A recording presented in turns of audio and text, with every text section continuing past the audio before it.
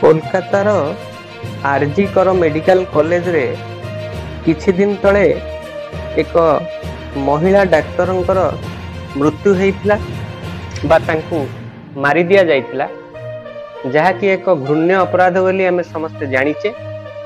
यह विरोध रे चारिआडे प्रतिवाद चलीची।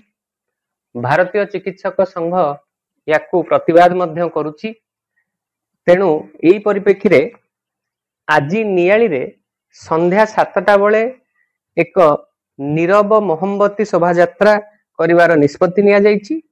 एही शोभा यात्रा रे समस्त स्वास्थ्यकर्मी सरकारी एवं बेसरकारी जेतिक कॉलेज नियाली रो जेते सामाजिक अनुष्ठान प्रेस मीडिया रो जो माने रिप्रेजेंटेटिव्स अछंती एवं साधारण लोक बा जनरल पब्लिक एमाने समस्त की आह्वान करा जाउची एही शोभा यात्रा रे बहु मात्रा रे योगदान करंतु एवं एही प्रतिवादटा सेतिकी बड़ हवा दरकार, तीव्र हवा दरकार।